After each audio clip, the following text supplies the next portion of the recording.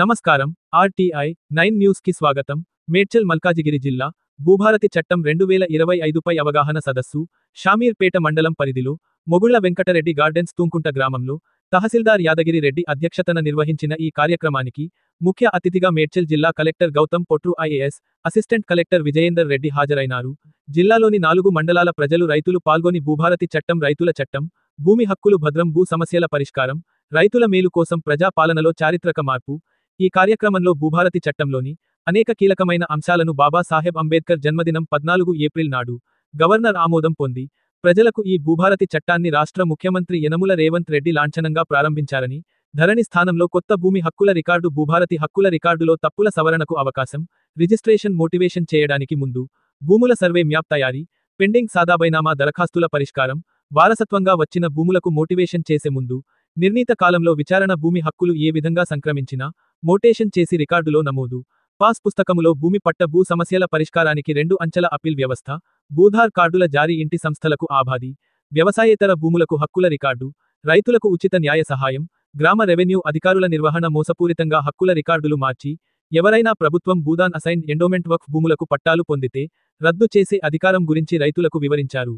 ఈ కార్యక్రమంలో కీసర ఆర్డీఓ వెంకట ఉపేందర్ రెడ్డి, మేడ్చల్ జిల్లా వ్యవసాయ market committee chairman Bommalapalli Narasimhulu Yadav, జిల్లాల గ్రంథాలయ సంస్థ chairman Srinivas Reddy, Medchal incharge TPCC ఉపాధ్యక్షులు తోటకూర వజ్రేష్ యాదవ్, మల్కాజ్గిరి జిల్లా కాంగ్రెస్ పార్టీ అధ్యక్షుడు సింగిరెడ్డి హరివర్ధన్ రెడ్డి, మల్కాజ్గిరి జిల్లా regional authority transport member, Tumukunta municipal Congress party అధ్యక్షులు భీమిడి జయపాల్ రెడ్డి, తుముకుంట మండల కాంగ్రెస్ పార్టీ అధ్యక్షుడు వైఎస్ యాదగిరి గౌడ్, సీతారామచంద్ర స్వామి దేవాలయం చైర్మన్ లక్ష్మీనారాయణ, డైరెక్టర్ హరికృష్ణ ముదిరాజ్, వివిధ మండలాలకు చెందిన రైతులు, ప్రజాప్రతినిధులు, కాంగ్రెస్ కార్యకర్తలు పెద్ద ఎత్తున హాజరైనారు. RTI 9 news, Ghatkesar, Keesara bureau reporter Talka Ramulu.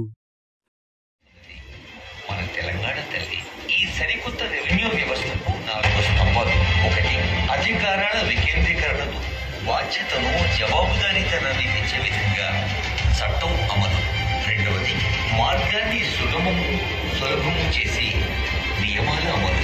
గ్రామ పాలనా అధికారుల ద్వారా వ్యవస్థ బలోపేతం చేయడం 3వ స్తంభం. ఇక 4ది హక్కుపత్రం పూత. వ్యవసాయ రంగానికి పటిష్ట భూమిక. ఈ పూత మొబైల్ యాప్ భూ వివరాల శోధనకు సౌకర్యవంతమైన యాక్సెస్తో మొబైల్ యాప్ భూభారతిలో 2 ప్రధాన పద్ధతులు: లావాదేవీల సేవలు, సమాచార సేవలు, రిజిస్ట్రేషన్, మ్యూటేషన్. అంటే మన వారసులకి భూమి హక్కులు సంక్రమించడం. సరే, తల్లిదండ్రులు చనిపోయినప్పుడు లేకపోతే వారి పిల్లలకు వారి యొక్క భూములు సంక్రమించే విధానం 2 రకాలుగా ఉంటుంది. ఒకటి, పిల్లలు ఉంటారు, ఒకరు మాత్రం ఈ షామీర్పేటలో ఉంటారు, ఇంకొకరు దూరం ఉండొచ్చు, కొంతమంది విదేశాలకు కూడా వెళ్తారు. ఇక్కడ ఉన్నతనే అక్కడ తహసీల్దార్ గారు ఎంక్వైరీ చేసేవాళ్ళు, బట్ చట్టంలో లేకపోయేది. మీరు అప్లై చేసుకురంటే ఆ అప్లికేషన్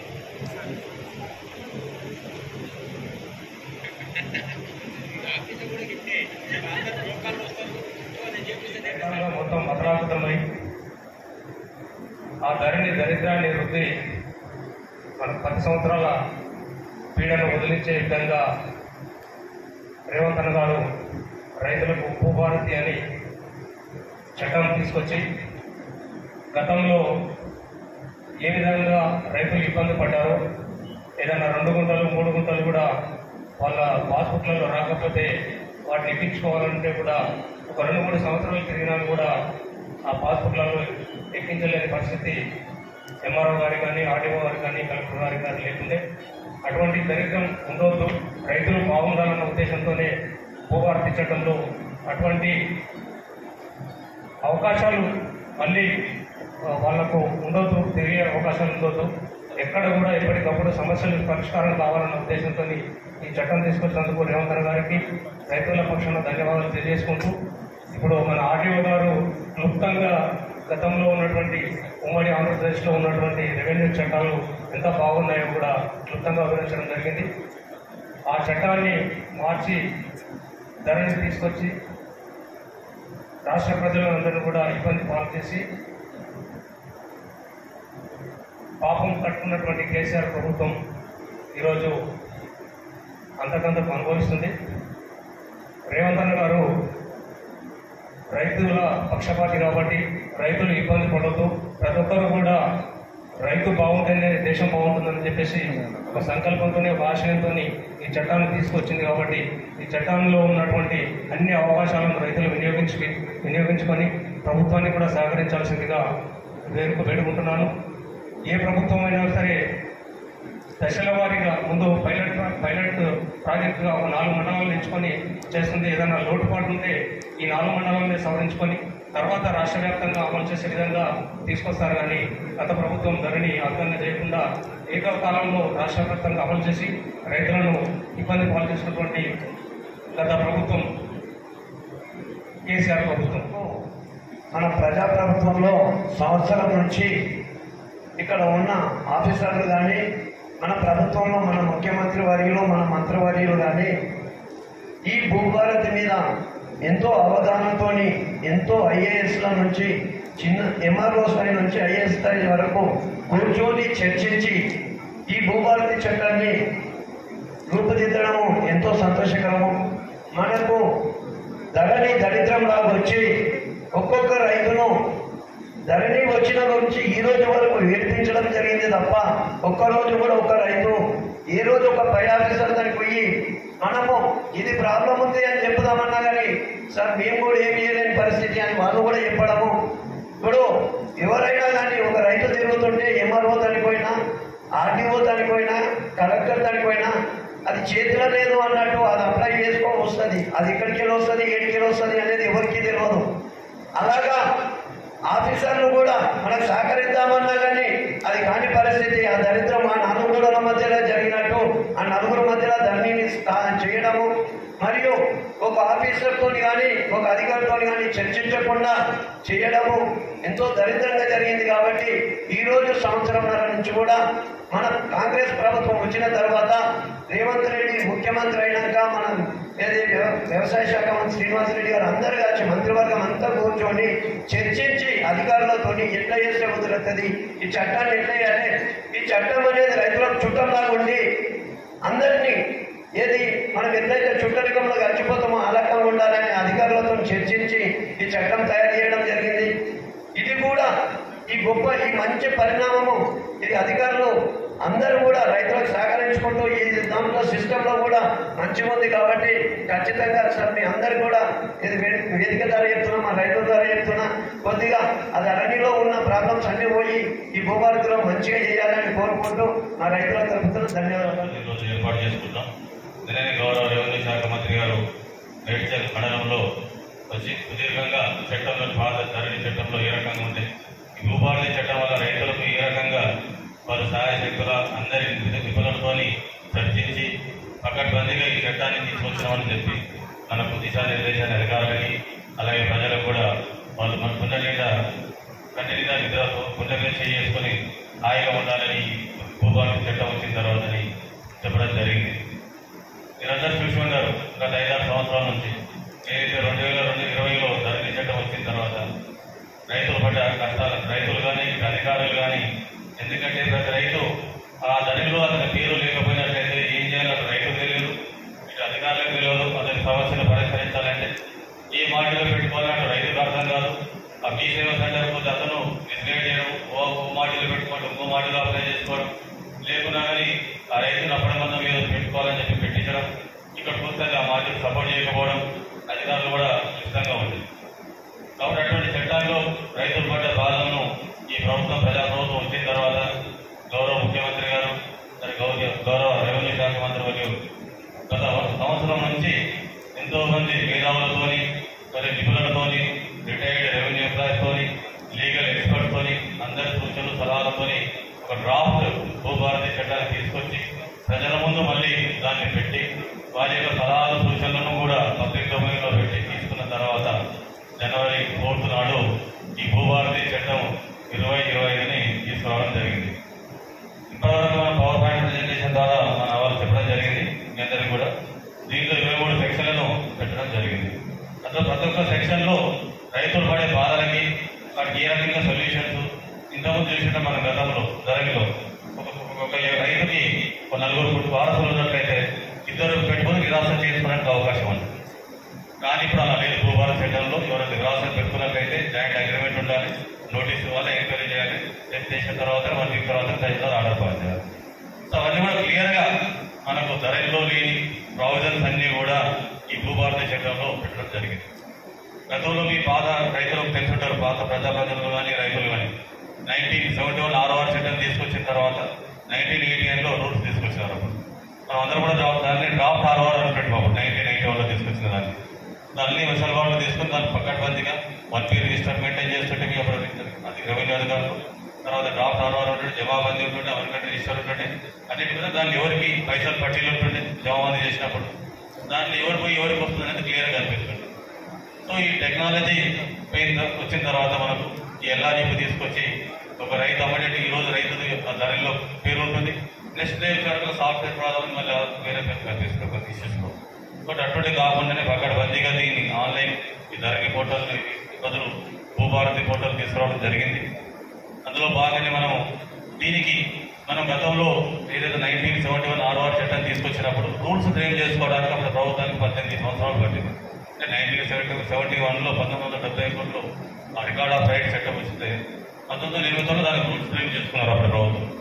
కానీ ఇప్పుడు ఈ భూభారతి చట్టానికి మాత్రం మనం జనవరి 4th రోజు మనకు భూభారతి చట్టం ఆమోదం పొందిన తర్వాత గవర్నర్తోని దానికి రూల్స్ మాత్రం 3 నెలల్లో రూల్స్ కూడా ఫ్రేమ్ చేసుకున్నాం ఈ ప్రభుత్వం. దానికి డాక్టర్ బాబాసాహెబ్ అంబేద్కర్ గారి జయంతి రోజున ఏప్రిల్ 14న మన గౌరవ ముఖ్యమంత్రి గారు ఈ భూభారతి చట్టం సంబంధించిన రూల్స్ కూడా లాంచ్ చేయడం జరిగింది మనకి. కాబట్టి ఇంత ప్రభుత్వానికి రైతుల మీద ఎంత చిత్తశుద్ధి ఉందో దీన్ని బట్టి అర్థం చేస్తుంది. ఎందుకంటే ధరలో పడ్డ బాధలు ఇప్పుడు మళ్ళీ ఈ భూభారతి చట్టంలో పడకూడదనే ఉద్దేశంతో పకడ్బందీగా చట్టాన్ని తీసుకోవడం జరిగింది. దాంతోపాటు రూల్స్ కూడా నియమ నిబంధనలు కూడా మనకు ఆల్రెడీ రూల్స్ కూడా తీసుకురావడం జరిగింది. దానిలో భాగంగానే ప్రజలు ఇంకా మన ప్రభుత్వం ఇంకా రైతుల పక్షాన్ని ఈ భూభారతి చట్టంలో కూడా మనం ఇంప్లిమెంట్ చేయడానికి అధికారులకు ఇంకో ఇబ్బందులు ఉన్నాయని అని తలచి మనకు పైలట్ ప్రాజెక్ట్ భాగంగా మన రాష్ట్రంలో 4 జిల్లాల్లో 4 మండలాల్లో ఈ పైలట్ ప్రాజెక్ట్ కూడా చేస్తున్నది. దానిలో ప్రతిరోజు ఒక్కొక్క గ్రామంలో రెవెన్యూ అధికారులు ఉండి ఈ భూభారతి చట్టంలో వాళ్ళ సమస్యలు ఏమొస్తున్నాయి, దాని అన్ని మాడ్యూల్స్ సపోర్ట్ చేస్తున్నాయి. ఇప్పుడు భూభారతి చట్టంలో పరిష్కరించడానికి ఇంకేమైనా పరిష్కరించడానికి వీలుపడని సమస్యలు మొదటి వారంలో కంపల్సరీగా గత సంవత్సరం జరిగిన చేంజెస్ అన్ని చేంజ్ రిజిస్టర్తో సహా గ్రామ పంచాయతీ ఆఫీస్లో ప్లస్ మండల ఆఫీస్లో కూడా కంపల్సరీగా ఒక మాన్యువల్ రికార్డ్ని డిస్ప్లే చేయడం జరుగుతుంది. సో అప్పుడు ఇందాక ఎవరో చెప్పినట్టు ఎవరికైనా రైతుకు పొరపాటు ఏదైనా జరిగితే, అతనికి తెలియకుండా ఏదైనా జరిగితే అది కంపల్సరీగా చూసుకొని విత్ ఇన్ షార్ట్ టైంలో అది కరెక్షన్ చేసుకోవడానికి అవకాశం ఉంటుంది. అది చేంజ్ రిజిస్టర్. తర్వాత ఇందాక ఒకటి అడిగారు టైటిల్ డిస్ప్యూట్స్ ని సివిల్ కోర్ట్స్ లో డిసైడ్ చేస్తారా అని. రెవెన్యూ కోర్ట్స్ లో ఇప్పుడు ఏవైతే రెవెన్యూ కోర్ట్స్ స్టార్ట్ అయినాయో మనకి స్టాండర్డ్ రూల్స్ లాస్ ప్రకారం రెవెన్యూ కోర్టుకి టైటిల్ డిసైడ్ చేసే అధికారం ఉండదు. సో ఫర్దర్ కూడా రెవెన్యూ కోర్ట్స్ లో టైటిల్ డిసైడ్ చేసే ఎట్టి పరిస్థితుల్లోనూ రెవెన్యూ కోర్ట్స్ టైటిల్ డిసైడ్ చేయవు. ఓన్లీ ఏంటంటే రెవెన్యూ రికార్డ్స్ లో మాడిఫికేషన్స్ గురించే మనం రెవెన్యూ రికార్డ్స్ చేస్తాం. రెవెన్యూ కోర్ట్స్ కూడా ఇప్పటి నుంచి ఎవరు అప్లికేషన్ పెట్టుకున్నా అదొక్కటే ఇష్యూ ఉంటుంది. తర్వాత ఒక స్పెసిఫిక్ ఇష్యూ చెప్పారు, RSR ఇష్యూ. ఏంటంటే ఒక సర్వే నెంబర్లో 30 ఎకరాలు ఉంటే లేదు ఒక రైతు 1 ఎకరం ఉంటే 2 ఎకరాలు పట్టాల్సింది, లేదా 1 ఎకరం దాని పట్టాల్సింది, 1/2 ఎకరం ఎక్కువ ఉంది ఎక్కువ ఉండటానా ఎవరికైతే జెన్యూన్ రైతు ఉన్నాడో ఆ రైతుకి ఇప్పుడు పట్టా ఇవ్వలేకపోతున్నాం. ఎందుకంటే RSR కంటే ఎక్కువ సిస్టమ్ కూడా యాక్సెప్ట్ చేయదు కాబట్టి. దీంట్లో ఒకటి మెయిన్ ఇంపార్టెంట్ ఇష్యూ ఏంటంటే, దీంట్లో నేను గత సంవత్సరం నుంచి ఇట్లాంటి ఇష్యూ రోజు చూస్తున్నాను. దీంట్లో మోస్ట్ ఇంపార్టెంట్ ఇష్యూ మీరు రెవెన్యూ డిపార్ట్మెంట్ మీద డిపెండ్ అవ్వడం చాలా తగ్గించాలి. ఇష్యూలో అక్కడున్న రైతులే చెప్పాలి ఎవరికి ఆ సర్వే నెంబర్లో ఏ రైతుకి ఎక్కువ ల్యాండ్ రికార్డులో వచ్చింది. ఇప్పుడు రికార్డు కూడా మన భూభారతిలో ధరణిలో అయితే అన్ని సీక్రెట్ గా hide, okay, right to privacy లాంటి కొత్త ఆప్షన్లు ఉంటాయి. ఇప్పుడు మన భూభారతిలో అలాంటిది ఏమీ లేదు. అందరి రికార్డు అందరికి కనపడుతుంది. ఓకే, రాష్ట్రం మొత్తం ఉన్న రికార్డు కూడా రాష్ట్రం మొత్తం మనము చూడొచ్చు. సో చూసి నా రిక్వెస్ట్ ఏంటంటే, ఎట్లాగో మనం జూన్ నుంచి గ్రామ రెవెన్యూ సదస్సులు కూడా ప్రభుత్వ ఆదేశాల ప్రకారం తప్పనిసరిగా చేయాల్సి వస్తుంది.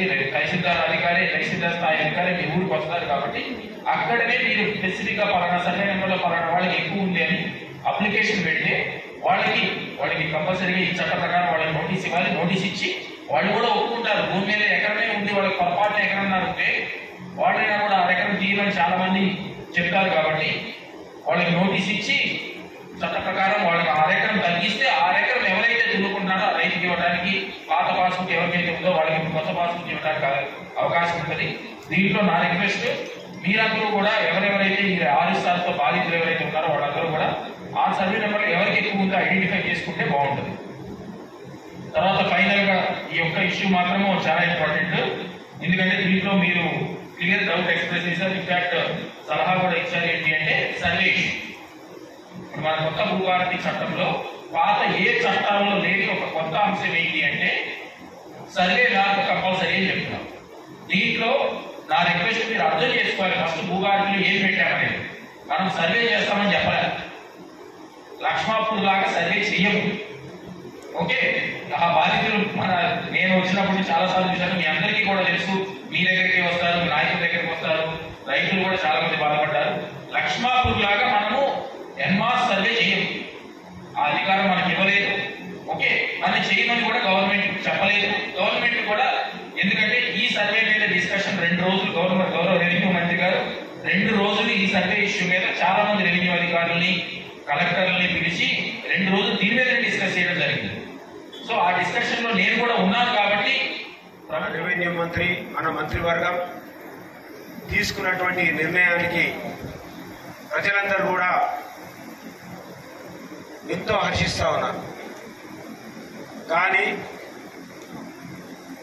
ప్రభుత్వాలు, నాయకులు, ముఖ్యమంత్రి, మంత్రులు ఏ చట్టాలు తీసుకొచ్చినా వాటిని ఇంప్లిమెంట్ చేసేటువంటి బాధ్యత, గ్రౌండ్లో పనిచేసేటువంటి బాధ్యత అధికారుల మీద ఉంటుంది. ఆనాడు ధరణి చట్టం ద్వారా ఎంతో మంది గుంట, 2 గుంటలు, 5 గుంటలు కూడా ప్రొవిడెంట్ లో పడి చెప్పులారిగే విధంగా తిరిగినటువంటి సమస్యలు ఎన్నో నా దృష్టికి వచ్చినాయి. పాపం కొంతమంది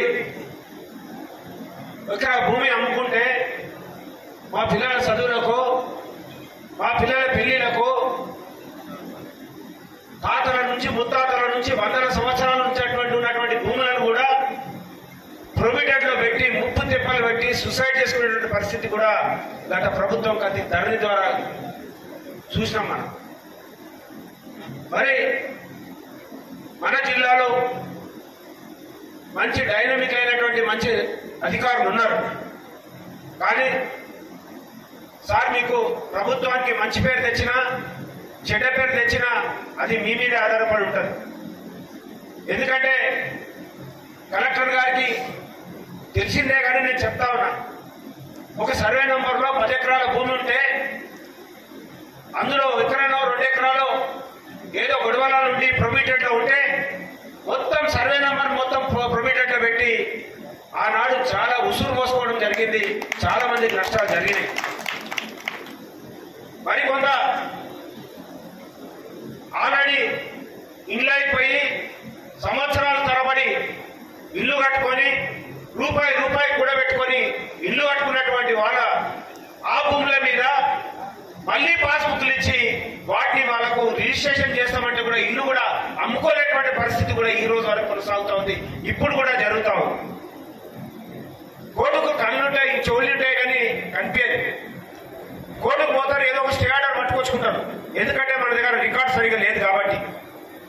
దాని ద్వారా వాళ్ళకు రిజిస్ట్రేషన్లు జరగక చాలా మంది పేదలు, మిడిల్ క్లాస్ వాళ్ళు ఇబ్బందులు పడుతూ ఉన్నారు. దాన్ని ఒకసారి దృష్టిలో పెట్టుకోండి. అదేవిధంగా కార్యక్రమం తీసుకురావడం చాలా సంతోషకరం. ఈ భూమి హక్కు అనేది ఏ ఊరికి వెళ్ళినా, ఏ పల్లెకి వెళ్ళినా, ఏ పట్టణానికి వెళ్ళినా నీకు ఎంత జాగ ఉంది, నీకేముంది, ఒక అమ్మాయిని అడిగినా, ఒక అబ్బాయిని అడిగినా, నీ సంబంధం అడిగినా నీ జాగా భూముల గురించి మాట్లాడతారు. కాబట్టి అటువంటి గొప్ప సంపద ఉన్నటువంటి భూమిని కాపాడుకోవాల్సిన బాధ్యత మన మీద ఉంది. దానికి ధర్మాన్ని నిర్వహించాల్సింది ప్రభుత్వం మీద ఉంది. కాబట్టి ఈ యొక్క ప్రభుత్వం ఈ ధర్మాన్ని పాటిస్తూ వారి హక్కులను వారికి కల్పించి ప్రజల చేతుల పెట్టడం అనేది గొప్ప భావ్యము, బాధ్యత. కాబట్టి ఆ ప్రభుత్వానికి మనమందరం కూడా రుణపడి ఉండాలని, అట్లాగే మరి మీరు ఇక్కడ ఇప్పటిదాకా మనకు అధికారులు చాలా మంచి విషయాలు చెప్పారు, చక్కటి అవకాశం చెప్పారు. మరి భూభారతిలో ఉన్నటువంటి అవసరాలు, దానిలో ఉన్నటువంటి నియమ నిబంధనలు, ఏది బాగుంటుంది, ఏ బాగుండదు, దాని మీద మీరు చాలా గొప్పగా చెప్పారు సార్. చెప్పినటువంటి మీ అందరూ కూడా నాకు ధన్యవాదాలు చెప్తా ఉన్నాను. అట్లాగే మరి కొన్ని విషయాలు మీరు చెప్పినట్టుగా నాకు అనిపించలేదు. మరి ఈఓడి యాక్ట్ ఈ లావణి భూములు ఈ లావణి భూముల మీద కూడా కొంచెం క్లారిటీ అవసరం ఉంది సార్. మరి అందులో భూభారతిలో చేర్చలేదా మరి దాన్ని కూడా మాకు కొంత వివరణ అవసరం ఉంది. దయచేసి దాని మీద కూడా మీరు వివరణ ఇవ్వాలని. అట్లాగే కొంతమంది చేశారు అప్పటి కలెక్టర్, మీ ముందు కలెక్టర్ కొన్ని ఆర్సీ నెంబర్లు కూడా ఇష్యూ చేశారు దాంట్లో. అయితే మేము ఆయన ఇష్యూ చేసిన తర్వాత మేము చాలా రిప్రజెంటేషన్స్ ఇచ్చాము, ధర్నాలు చేసాము. తర్వాత ఇప్పుడున్న కలెక్టర్ గారు గౌతమ్ గారు వచ్చిన కొత్తలో మేము కలిసి ఇలాగ ఆర్సీ నెంబర్లు ఇష్యూ చేశారు తప్పుగా, మాకు కోర్టు ఆర్డర్లు ఉన్నాయని చెప్తే వారు నేను ఆర్డర్స్ ఇంప్లిమెంట్ అవ్వకుండా చూస్తాను, క్యాన్సిల్ చేయలేను కానీ ఇంప్లిమెంట్ అవ్వకుండా చూస్తున్నారు. ఆయన అన్న మాట ప్రకారం ఇంతవరకు ఇంప్లిమెంట్ అవ్వకుండా చూశారు. కాకపోతే మాకు ధర్నీలో ట్రాన్సాక్షన్ స్టేటస్లో అది ఇంకా రిఫ్లెక్ట్ అవుతుంది. అది ట్రాన్సాక్షన్ సైట్లో రిఫ్లెక్ట్ అవుతుందంటే మాకు ఎంఆర్ఓ గారేమో ట్రాన్సాక్షన్స్ ఆపేశారు. సో అది మాకు కోర్టు ఆర్డర్స్ ఉన్నాయి అందరికీ. ఈ రైతులు ఎవరికి ఆ భూమితో సంబంధం లేదని మాకు కోర్టు ఆర్డర్స్ ఉన్నాయి. అయినా కానీ మాకు ట్రాన్సాక్షన్ స్టేటస్లో ఇంకా అది పోలేదు. కొత్త యాక్ట్ ప్రకారం వాళ్ళు అసలు పొజిషన్లో లేరు. గత 50 సంవత్సరాల నుంచి వాళ్ళు ఎవరు పొజిషన్లో లేరు, దీంట్లో కూడా లేరు. అయినా అది ట్రాన్సాక్షన్ స్టేటస్ తీయకపోతే కోర్టు ఆర్డర్స్ ఉండగా కూడా ఇంకా తీయకపోతే మాకు ట్రాన్సాక్షన్స్ అవ్వట్లేదు. అదొకటి. రెండోది ఇంకొకటి ఏంటంటే ఇప్పుడు ఓల్డ్ రెవెన్యూ పేజెస్ కొన్ని ఉన్నాయి కొంతమంది దీంట్లో.